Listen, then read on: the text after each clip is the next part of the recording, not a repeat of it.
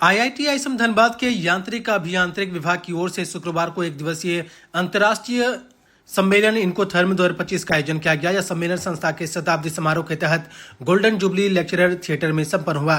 कार्यक्रम का उद्घाटन निदेशक प्रोफेसर शिव कुमार मिश्रा ने किया। इस अवसर पर प्रोफेसर सरिता कुमार दास, प्रोफेसर पीएस ली सहित देश विदेश के विशेषज्ञ और शिक्षाविद शामिल हुए।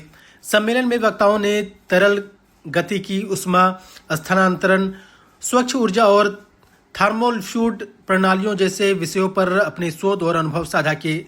निदेशक शिव कुमार मिश्रा ने कहा कि सम्मेलन शोध और नवाचार के क्षेत्र में विद्यार्थियों के लिए प्रेरणादायक साबित होगा। कार्यक्रम में बड़ी संख्या में रिसर्च स्कॉलर्स और छात्र शामिल हुए। देखिए, हमारे थर्मोफ्लुइड्स आज की दुनिया में, जबकि कंप्यूटिंग, क्वांटम कंप्यूटिंग, इसके ऊपर बड़े चर्चे हो रहे हैं, लेकिन इसका सबसे बड़ा जो बॉटलनेक है, जिसके वजह से वो आज तक पूरे सक्सेसफुल नहीं हो पाए, वो है थर्मल। तो थर्मल साइंसेस, ये एनर्जी के लिए हो या कंप्यूटेशन के लिए हो, बहुत इंपॉर्टेंट है। और इसका एक इंटरनेशनल कॉन्फ्रेंस आईएसएम धनबाद में करना, वो भी जब इस इंस्टीट्यूशन का 100 साल होने जा रहे हैं, ये एक बड़ी पदक्षेप है, जिससे इस इंस्टीट्यूट को, इस डिपार्टमेंट को और यहाँ का रहने वाले जो फैकल्टी, जो रिसर्च स्कॉलर्स है, उसके लिए एक बड़ी चुनौती आगे ले आएंगे और इसको आगे ले जाने के लिए एक बड़ा रोल प्ले करना है। और इन सही समय में एक सही टॉपिक इन्होंने चुना है और इसके लिए मैं इनको मतलब अभिनंदन करता हूँ। और मुझे पूरी उम्मीद है कि इस इंस्टीट्यूट को आगे ले जाने में ये कॉन्फ्रेंस एक बड़ा रोल प्ले करेगा।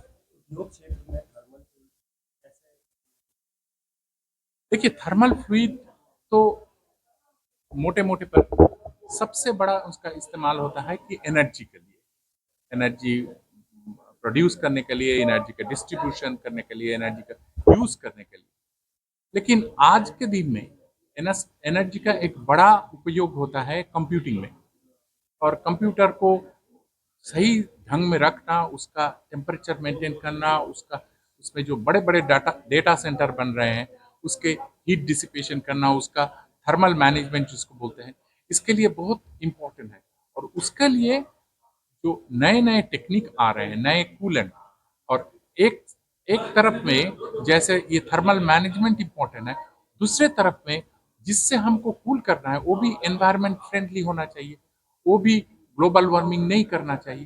तो ये एक चैलेंज है, जिसके लिए ऐसे गोष्ठी, ऐसे विचार बहुत ही इम्पोर्टेंट होगा। और मुझे लगता है आईएसएम धनबाद ने एक बहुत अच्छा काम किया है कि ऐसे एक गोष्ठी के आयोजन यहाँ किए। देखिए, थर्मल फ्लूइड इंजीनियरिंग के ऊपर जो आज कॉन्फ्रेंस हो रहा है, ये बहुत इम्पोर्टेंट कॉन्फ्रेंस है। कोई भी चीज जब ऑपरेट करता है वो गर्म होता है।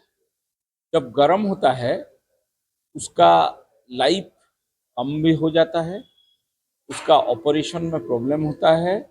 और ये सब अगर हम देखेंगे कि कम करने के लिए ये जो कॉन्फ्रेंस हो रहा है उसका बहुत योगदान है। इसका भारत का इसमें कितना योगदान रहेगा? नहीं, देखिए, कॉन्फ्रेंस तो हो रहा है भारत में, तो भारत का योगदान तो रहेगा ही रहेगा। आप जब देखेंगे कोई भी कॉन्फ्रेंस भारत में हो रहा है, वो हम यहाँ करके हम भारत का बाहर का लोगों को इसमें सूचित कर, भारत में जब हो रहा है भारत का ही लोग कर रहे हैं। ये इंटरनेशनल का जो लोग है वो हमारे से सीखने के लिए आए हैं, हम उनसे सीखने के लिए नहीं है। तो उसमें ये कब तक ये आज का रिसर्च का बात नहीं है, ये रिसर्च हो चुका है, उसका डिस्कशन इधर हो रहा है। ये डिस्कशन में और रिसर्च कैसे आगे जाएगा उसके ऊपर चर्चा होके ये आगे बढ़ाने का चीज है। एंड रिसर्च एक ऐसा चीज है वो कभी बंद नहीं होता है। वो आगे आगे आगे चलता रहता है। टोटल जो कॉन्फ्रेंस हुआ इसमें क्या आउटपुट है तो कुछ जानना है।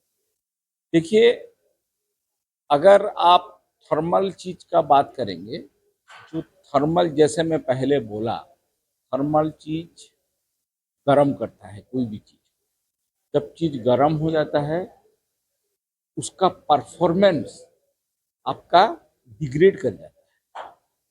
आप आईसी चिप लीजिए, कोई पावर इलेक्ट्रॉनिक्स चिप लीजिए, कोई भी सेमीकंडक्टर चिप लीजिए, उसमें गर्म के कारण वो खराब हो रहा है। जैसे आप देखे होंगे, कोई जल गया, जल क्यों जाता है? गर्म जब हो जाता है जल जाता है। उसको कैसे कंट्रोल किया जाएगा, वो थर्मल फ्लूइडिक का रिसर्च।